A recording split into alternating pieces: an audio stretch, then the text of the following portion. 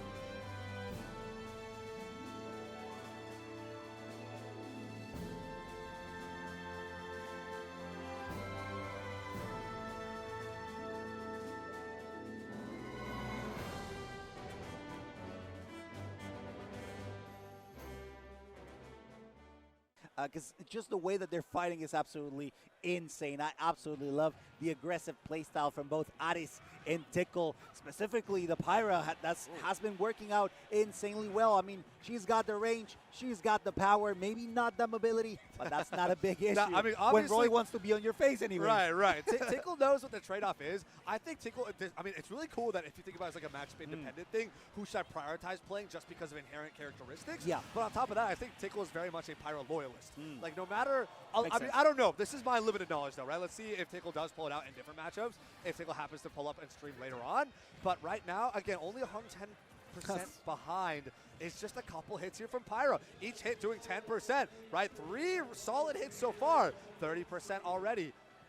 Watch out, though, because Aris is trying to get great stuff there with a tech to avoid getting punished on the platform. You always carry down airs because you never know if they're going to be followed up by an up air or something that hurts even harder. Now, careful here, because Tickle has been doing God's work when it comes to covering the ledge, and it's super scary, especially because Aris is trying so hard to recover, but sometimes it's inevitable that you get spiked.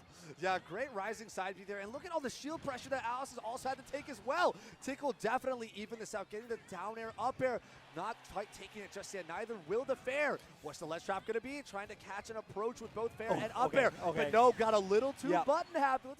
Exactly what you'd think. He's a character loyalist. He's a Pyra loyalist. And just like that, they don't need Mithra because they got the power, all the power in their hands within the fire blade of the Aegis.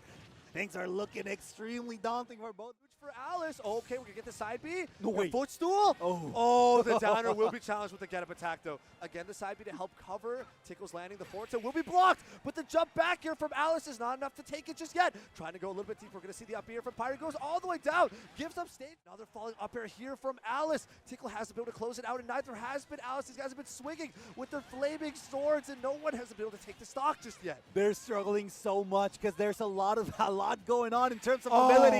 It is Aris who manages to get game number 4 to even things out. Absolutely unparalleled, and you love to see it. A clash of the swords. There's nothing more honorable than that.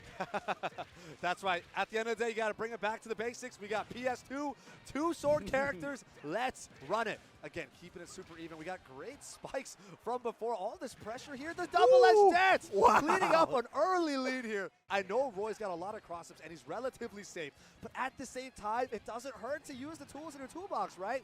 Maybe Tickle will want to consider it depending on the way Roy lands. We see a jab 1, 2, 3. Still too low to take it. What's the ledge track going to be here? Yeah, fishing for down air. Upper to catch the jump, but just a little too slow. And Alice going right back here on the reset to neutral.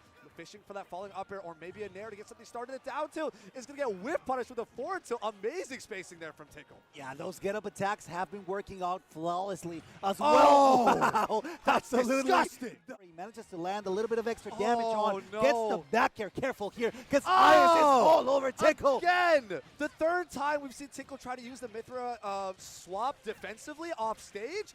It hasn't worked yet again, and another huge string from Alice here to push Tickle all the way to 60%. So again, we've seen pretty much this exact situation where Tickle's last stock, 60%, has to run this all the way back to high stock, high percent last hit situation at the end.